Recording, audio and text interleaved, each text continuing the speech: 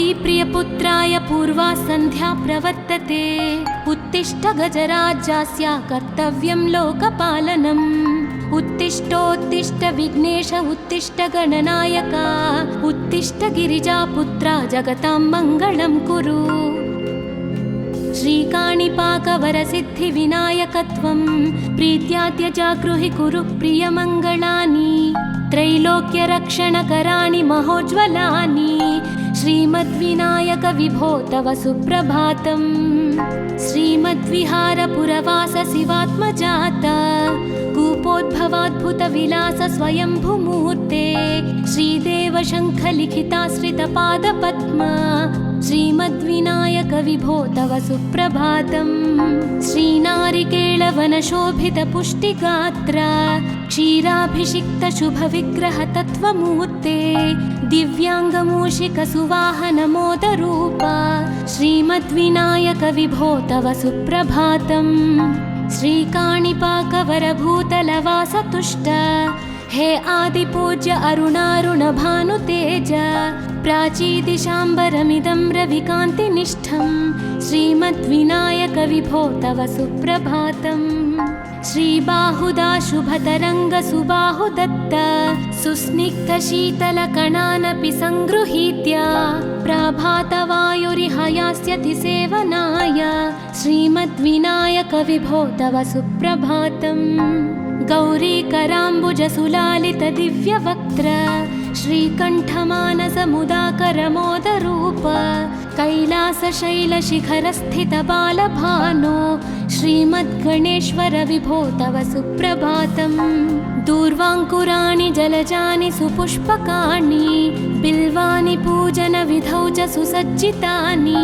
नित्यार्चनोत्सुकमदोत्कटवारणास्य श्रीमद्गणेश्वर विभो तव सुप्रभातम्। हृत्कूपमध्य समुपस्थितचित्स्वरूप कूटस्थतत्त्वमिदमेव हि बोधनेन त्वामत्र भासि विदधासि समस्तशोभान् श्रीमद्गणेश्वर विभो तव सुप्रभातम्। श्रीमुद्गलाख्यमुनिसन्नुत सच्चरित्र वासिष्ठकृत्समदमुख्य ऋषीश्वरीज्या वेदोक्तदेवगणमन्त्रगणादिनाथ श्रीमद्गणेश्वर विभो तव सुप्रभातम्। ऋग्वेदकीर्तितगणाधिपज्येष्ठराज त्वं ब्रह्मणस्पतिरिति प्रकटीकृतोऽसि। आधर्वशीर्षमनुमन्त्रितदिव्यमूर्ते श्रीमद्गणेश्वर विभो तव सुप्रभातम्। ब्रह्मादिदेव परिकीर्तितवेदपाठाः त्वच्छूर्पकर्णकुहरौ प्रविशन्ति देवाः। श्रुत्याधुनैव परिपालय धर्मसङ्घान् श्रीवल्लभेश भगवन् तव सुप्रभातम्। हेरम्बलम्ब जठराद्भुत दिव्यगात्र प्रारम्भपूजनमिदं दयया गृहीत्वा सर्वाशुभानि परिणाशय सर्वपुत्र श्रीवल्लभेश भगवन् तव सुप्रभातम्। भानुदयेन न हि दृश्यति चन्द्रबिम्बं त्वत्फालदेश शशिरेव विभाति नित्यं। सत्यस्वरूप निगमागमसन्नुताङ्घ्रे श्रीवल्लभेश भगवन् तव सुप्रभातम्। कालाग्निरुद्रसुतकालनियामकत्वं कालानुकूलफलदोऽसि कलामयोऽसि। कल्याणकारक कलाधरशेखरोऽसि श्रीवल्लभेश भगवन् तव सुप्रभातम्। उग्रस्वरूप रिपुनाशक उग्रपुत्र सौम्योऽसि सोमविनुतोऽसि प्रशान्तरूप। सर्वेश सर्वफलकारक सर्वमूर्ते श्रीवल्लभेश भगवन् तव सुप्रभातम्। दारिद्र्यदुःखभयभञ्जन दक्ष स्वामिन् तारुण्यविग्रहधनादिफलप्रदायिन् लावण्यमञ्जुलकलान्वितरञ्जितास्य हे विघ्ननाथ भगवन् तव सुप्रभातम्। गम्भीजतुष्टगणराजगकार गान्धर्वगानपरिवर्तितनादमूर्ते गाङ्गेयगण्यगणिताधिककलास्वरूप श्रीमद्विनायक विभो तव सुप्रभातम्। मूलादिचक्रनिलयोच्युतयोगमूर्ते त्वामादिदेवमनुचिन्त्य तरन्ति भक्ताः रागादिदोषपरिहारकवेदवेद्या हे विघ्ननाथ भगवन् तव सुप्रभातम्। लक्ष्म्यादिशक्तियुतशक्ति गणेश्वरोऽसि, दिव्याक्षरोऽसि शुभमन्त्रविराजितोऽसि, तन्त्रादिभिर्नुतनतेष्टतवल्लभेश हे विघ्ननाथ भगवन् तव सुप्रभातम्। नागोपवीतधरनाथ विनोदचित्त, नागास्य नाशित महाघनतानुरक्त, आनन्दतुन्दिलतनो बहिरान्तरस्थ हे विघ्ननाथ भगवन् तव सुप्रभातम्। भद्रे भवक्त्र नवभद्रद भद्रतेज, रुद्रप्रियात्मज मदद्रव शक्तियुक्त, आद्रीशजा मधुरवत्सलता निधान हे विघ्ननाथ भगवन् तव सुप्रभातम्। सर्वार्थसिद्धिफलदायक बुद्धिदायिन्, विघ्नाद्रिवज्रपरिपूज्य चतुर्थी काले, भद्रं पदं दिशसि भक्तगणार्थितोऽसि हे विघ्ननाथ भगवन् तव सुप्रभातम्। बालादिभव्य बहुरूपधरोऽसि देव, चिन्तामणिस्त्वमसि सर्वफलप्रदोऽसि, त्वन्नाम दिव्यमणिरस्ति जगद्धिताय हे विघ्ननाथ भगवन् तव सुप्रभातम्।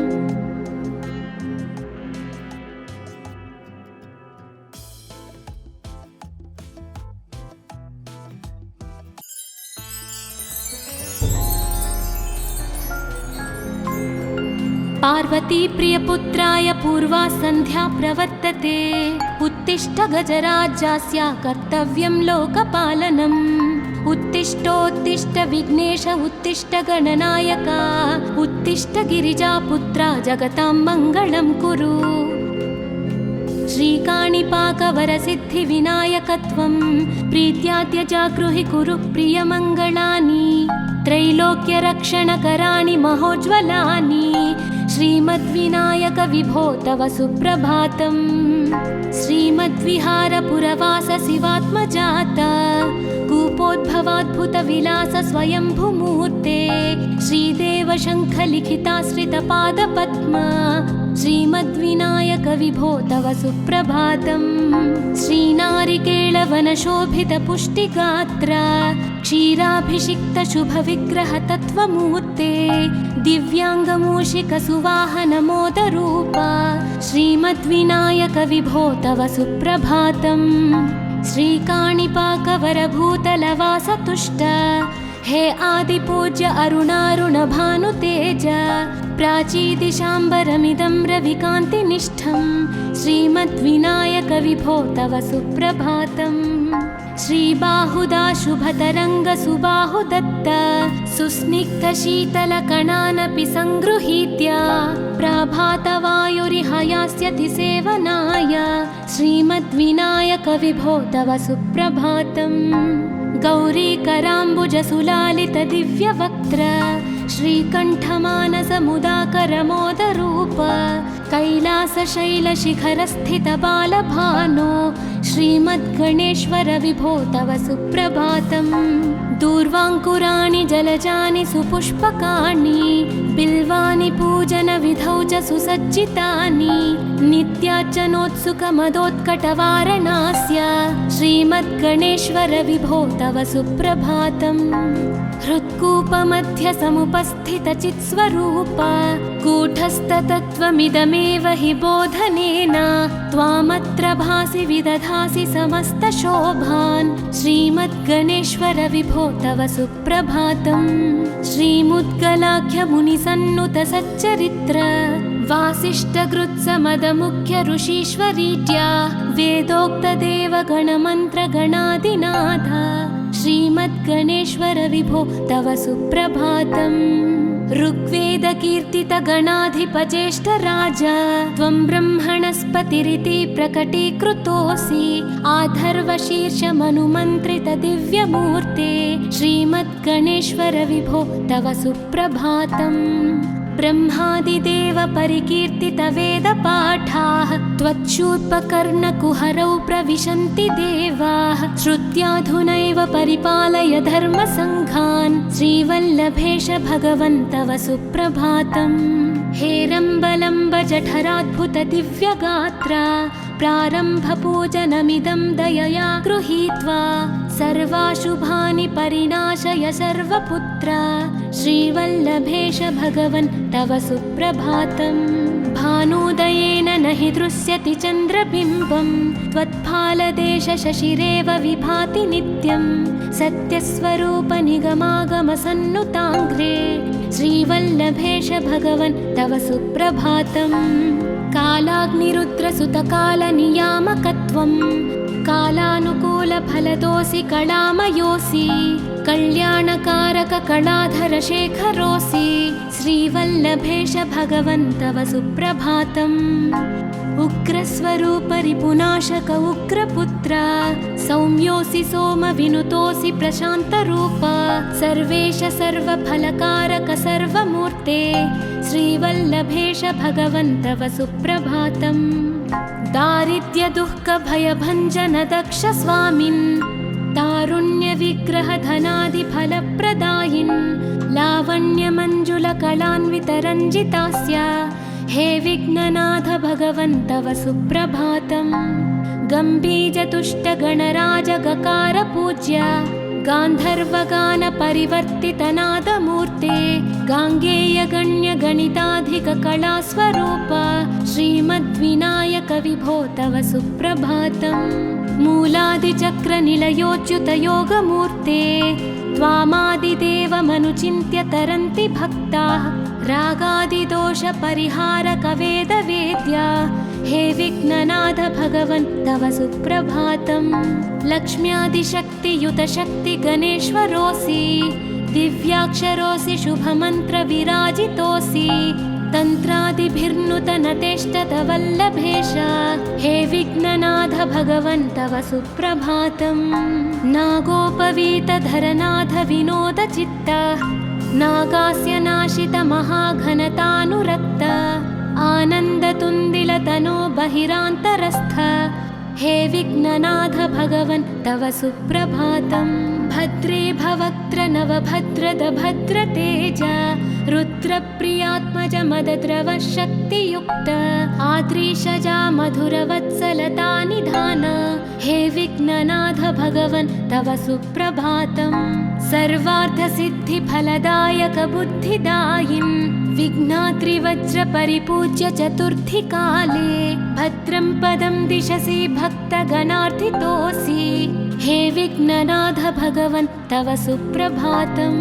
बालादिभव्य बहुरूपधरोऽसि देव चिन्तामणिस्त्वमसि सर्वफलप्रदोऽसि त्वन्नाम दिव्यमणिरस्ति जगद्धिताय हे विघ्ननाथ भगवन् तव सुप्रभातम्।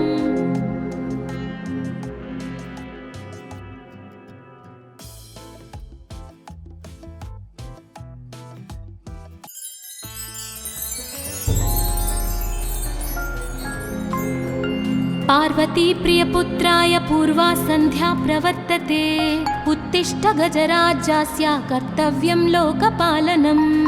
उत्तिष्ठोत्तिष्ठ विघ्नेश उत्तिष्ठ गणनायक उत्तिष्ठ गिरिजापुत्रा जगतां मङ्गलं कुरु। श्रीकाणिपाकवरसिद्धिविनायकत्वं प्रीत्याद्य जागृहि कुरु प्रियमङ्गलानि त्रैलोक्यरक्षणकराणि महोज्ज्वलानि श्रीमद्विनायक विभो तव सुप्रभातम्।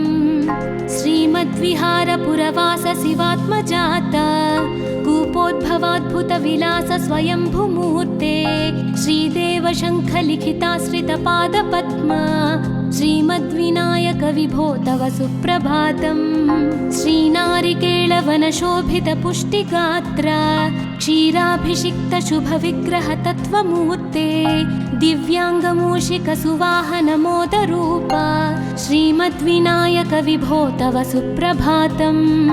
श्रीकाणिपाकवरभूतलवासतुष्ट हे आदिपूज्य अरुणारुण भानुतेज प्राचीदिशाम्बरमिदं रविकान्तिनिष्ठं श्रीमद्विनायक विभो तव सुप्रभातम्। श्रीबाहुदा शुभतरङ्ग सुबाहुदत्त सुस्निग्धशीतलकणानपि सङ्गृहीत्य प्रभातवायुरिह यास्यति सेवनाय श्रीमद्विनायक विभो तव सुप्रभातम्। गौरीकराम्बुजसुलालित दिव्यवक्त्र श्रीकण्ठमानसमुदाकरमोदरूप कैलासशैलशिखरस्थित बालभानो श्रीमद्गणेश्वर विभो तव सुप्रभातम्। दूर्वाङ्कुराणि जलजानि सुपुष्पकाणि बिल्वानि पूजनविधौ च सुसज्जितानि नित्यार्चनोत्सुकमदोत्कटवारणास्य श्रीमद्गणेश्वर विभो तव सुप्रभातम्। हृत्कूपमध्य समुपस्थितचित्स्वरूप कूटस्थतत्त्वमिदमेव हि बोधनेन त्वामत्र भासि विदधासि समस्तशोभान् श्रीमद्गणेश्वर विभो तव सुप्रभातम्। श्रीमुद्गलाख्यमुनिसन्नुत सच्चरित्र वासिष्ठकृत्समदमुख्य ऋषीश्वरीड्या वेदोक्तदेवगणमन्त्रगणादिनाथ श्रीमद्गणेश्वर विभो तव सुप्रभातम्।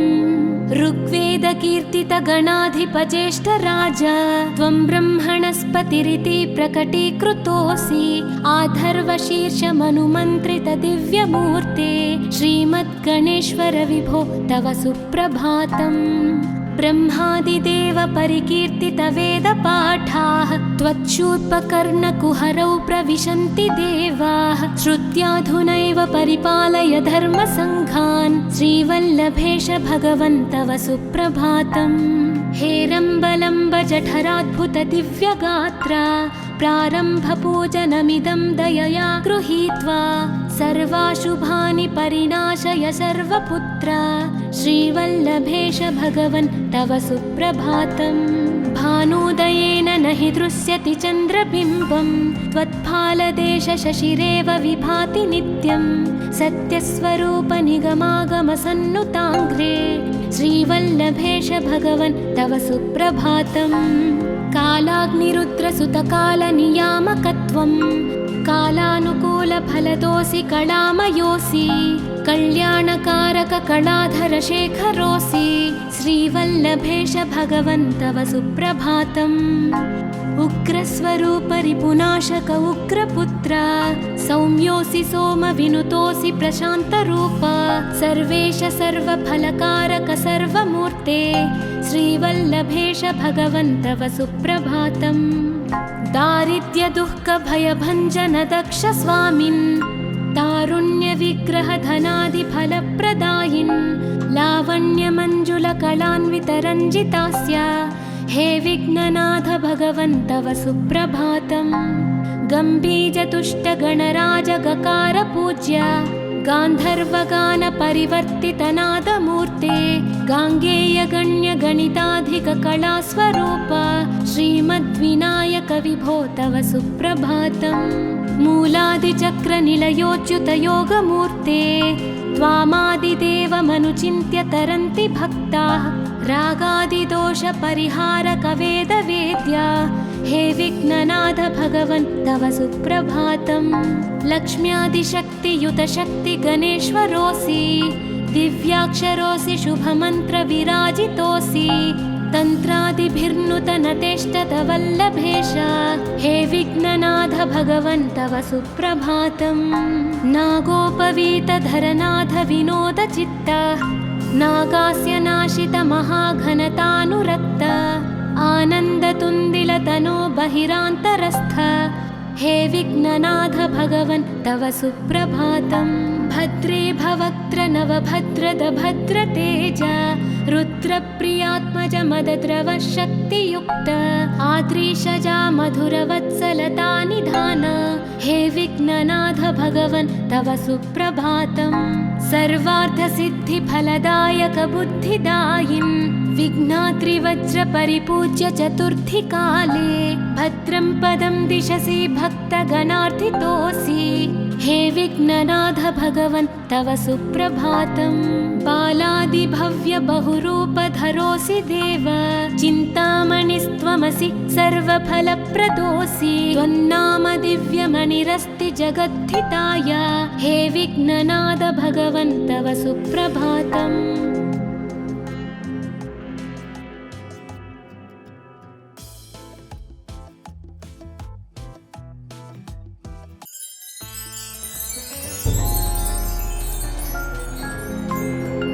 पार्वती प्रियपुत्राय पूर्वा सन्ध्या प्रवर्तते। उत्तिष्ठ गजराज्यास्य कर्तव्यं लोकपालनम्। उत्तिष्ठोत्तिष्ठ विघ्नेश उत्तिष्ठ गणनायक, उत्तिष्ठ गिरिजापुत्रा जगतां मङ्गलं कुरु।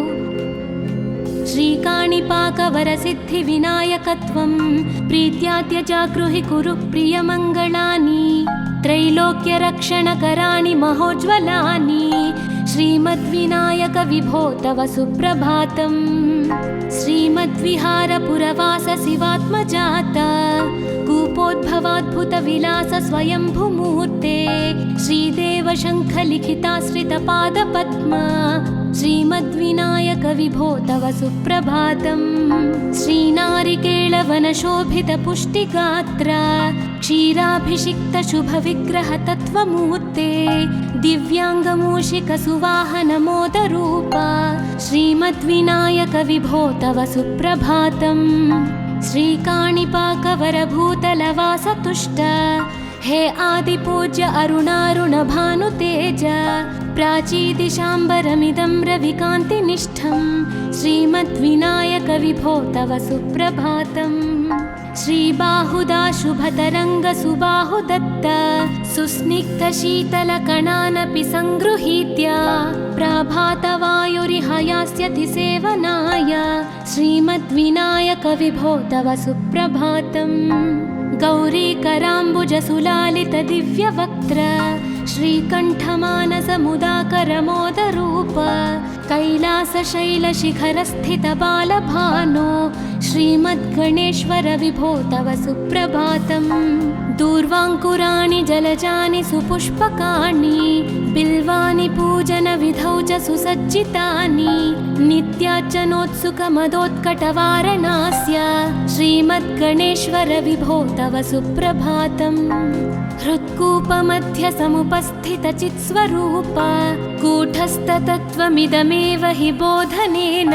त्वामत्र भासि विदधासि समस्तशोभान्, श्रीमद्गणेश्वर विभो तव सुप्रभातम्। श्रीमुद्गलाख्यमुनिसन्नुतसच्चरित्र, वासिष्ठकृत्समदमुख्य ऋषीश्वरीत्या। वेदोक्तदेवगणमन्त्रगणादिनाथ, श्रीमद्गणेश्वर विभो तव सुप्रभातम्।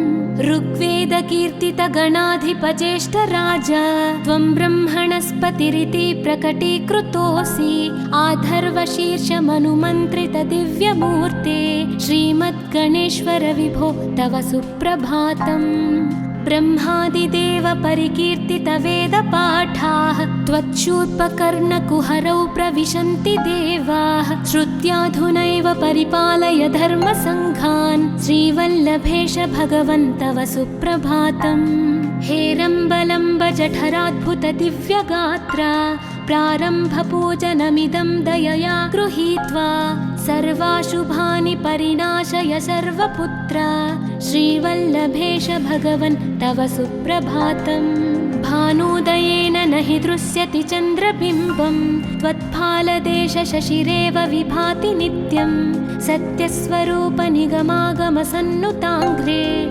श्रीवल्लभेश भगवन् तव सुप्रभातम्। कालाग्निरुद्रसुतकालनियामकत्वं, कालानुकूलफलदोऽसि कलामयोऽसि।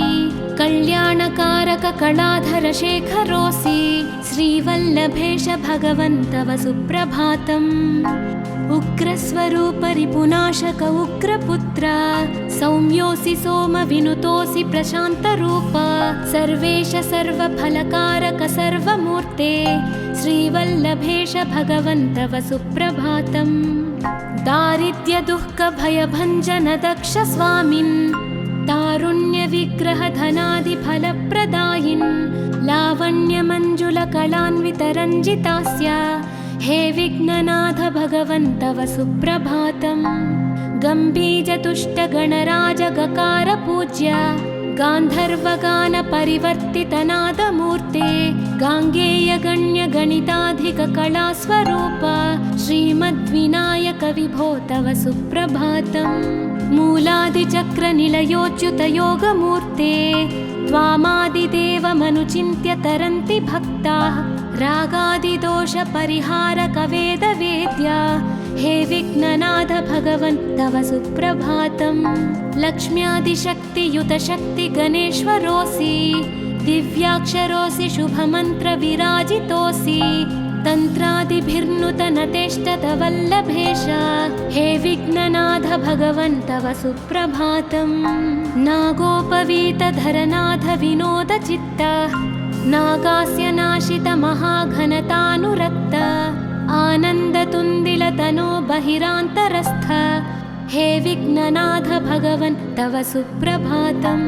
भद्रे भवक्त्र नवभद्रद भद्रतेज रुद्रप्रियात्मज मदद्रव शक्तियुक्त आद्रीशजा मधुरवत्सलता निधान हे विघ्ननाथ भगवन् तव सुप्रभातम्। सर्वार्थसिद्धिफलदायक बुद्धिदायिन् विघ्नात्रिवज्रपरिपूज्य चतुर्थीकाले भद्रं पदं दिशसि भक्तगणार्थितोऽसि हे विघ्ननाथ भगवन् तव सुप्रभातम्। बालादिभव्य बहुरूपधरोऽसि देव चिन्तामणिस्त्वमसि सर्वफलप्रदोऽसि त्वन्नाम दिव्यमणिरस्ति जगद्धिताय हे विघ्ननाथ भगवन् तव सुप्रभातम्।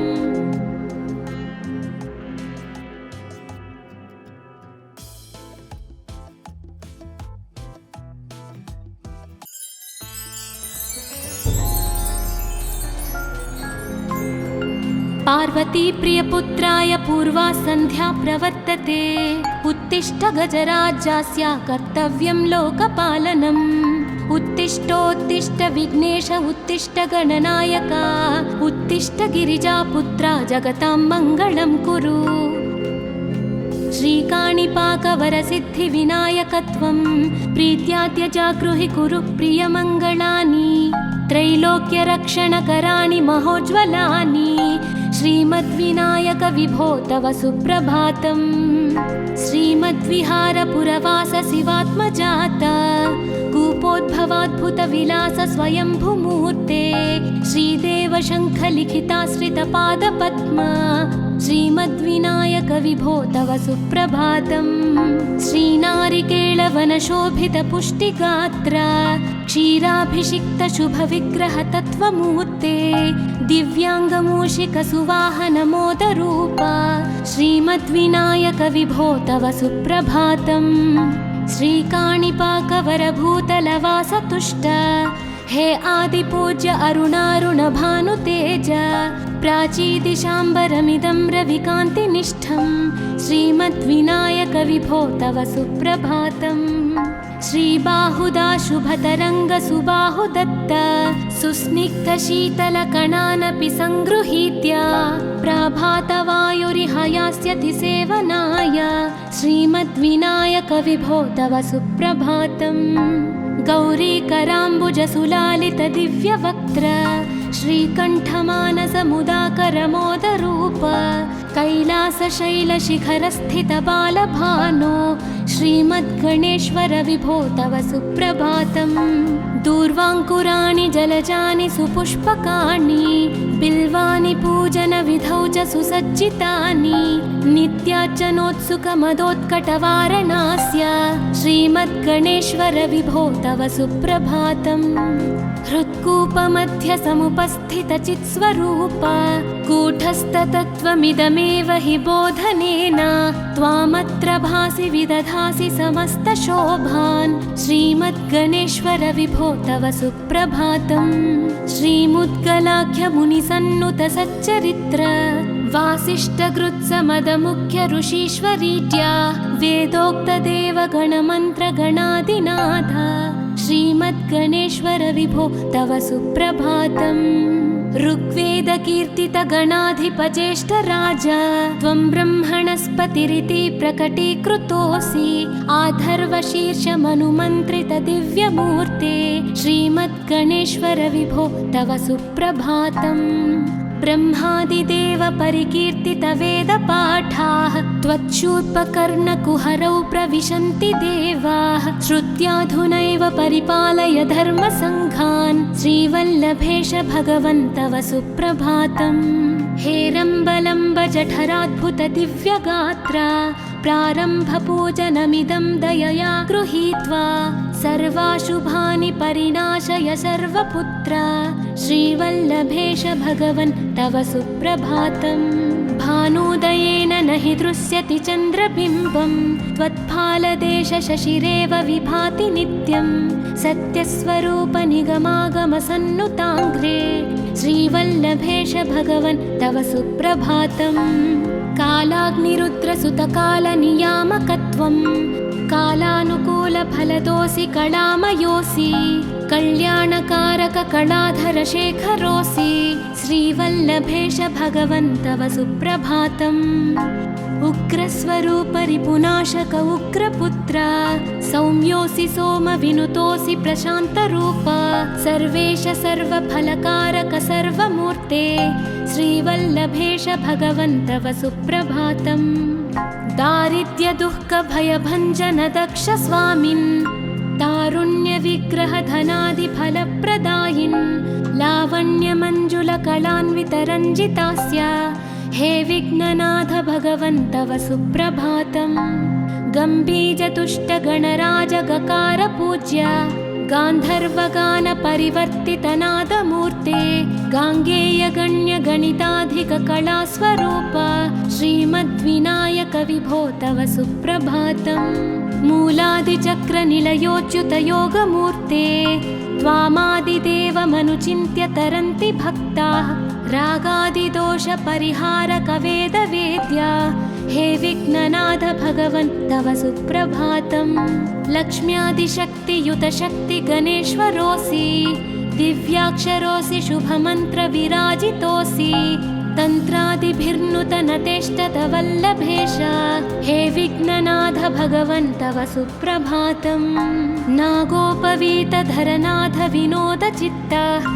नागास्य नाशित महाघनतानुरक्त आनन्दतुन्दिलतनो बहिरान्तरस्थ हे विघ्ननाथ भगवन् तव सुप्रभातम् भद्रे भवक्त्र नवभद्रद भद्रतेज रुद्रप्रियात्मज मदद्रव शक्तियुक्त आद्रीशजा मधुरवत्सलता निधान हे विघ्ननाथ भगवन् तव सुप्रभातम् सर्वार्थसिद्धिफलदायक बुद्धिदायिन् विघ्नात्रिवज्रपरिपूज्य चतुर्थी काले भद्रं पदं दिशसि भक्तगणार्थितोऽसि हे विघ्ननाथ भगवन् तव सुप्रभातम् बालादिभव्य बहुरूपधरोऽसि देव चिन्तामणिस्त्वमसि सर्वफलप्रदोऽसि त्वन्नाम दिव्यमणिरस्ति जगद्धिताय हे विघ्ननाथ भगवन् तव सुप्रभातम्